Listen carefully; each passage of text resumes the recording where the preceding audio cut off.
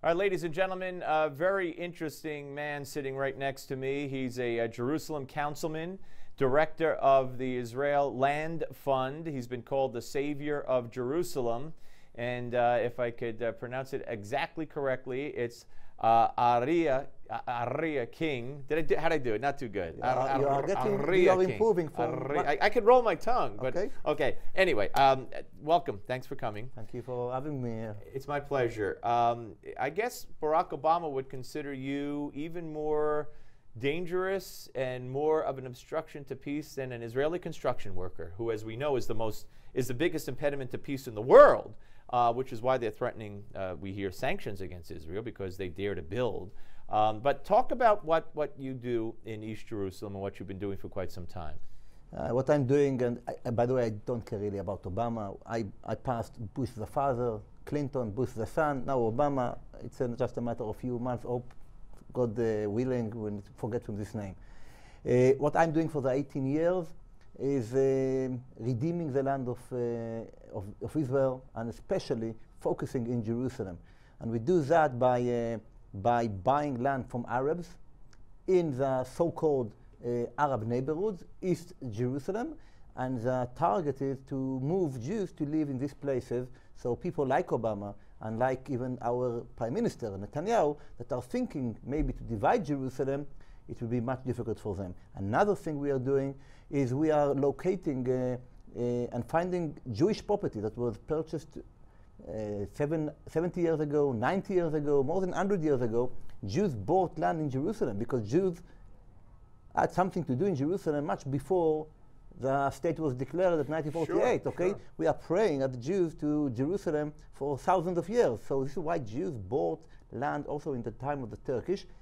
Unfortunately, this land that was purchased 100 years ago and more, Arabs squatted to these properties, and we are... so there's a legal right to those properties? Of course, it's written in the land registry, so we are getting power of attorney from the owners, and then we, by order from court, we are evacuating them, and again, bringing Jews to live in this So what you're doing is the legal avenues, which is perfectly legal, obviously by definition, and this is very important.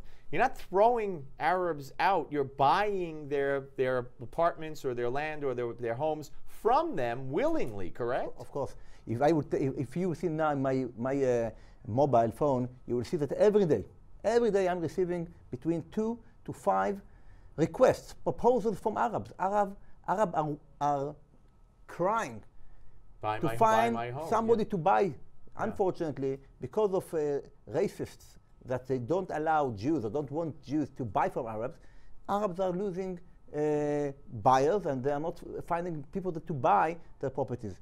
So we are, of course, doing everything according to the law, and you should know that many of our clients, if I can say, are Americans living in New York, in Detroit and in Chicago, in LA and in Miami. And they're looking to buy. And you should know what Obama is doing by putting pressure on Benjamin Netanyahu, the Prime Minister of Israel, not to allow Jews to build in their own land that belong to them. In their own capital. You should understand, we're talking about Jews that are American citizens. This is anti-Semitism. There's no other way to declare it and to describe it. This is anti-Semitism by the President of the United States, because Jews that are living in 5 towns that own land in Jerusalem, and they bought it in a legal way, and they are not Israeli citizens.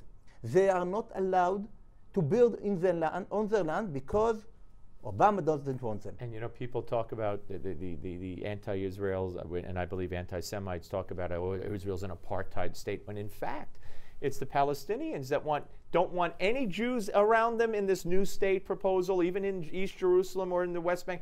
Jews are not allowed. So who's the apartheid state? I want to surprise you maybe. I agree. Jerusalem is an apartheid city. Jerusalem is an apartheid city. And there are neighborhoods, the neighborhoods are Judenrein. Judenrein is the name that the German gave to Germany. Yeah.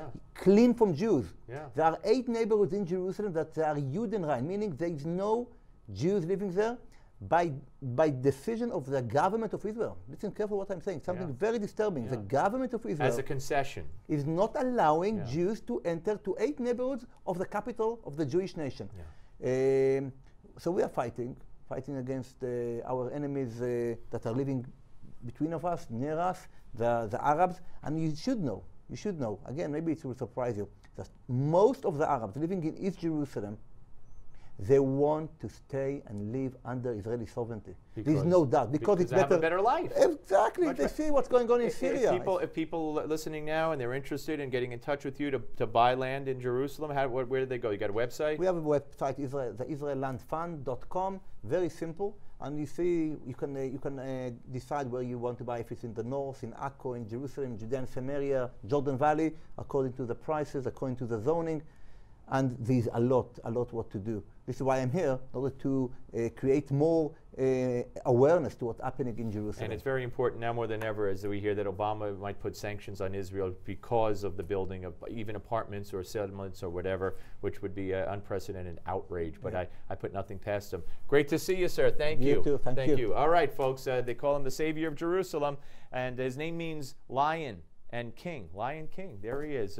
We're coming back, folks. Much more ahead. Don't go away.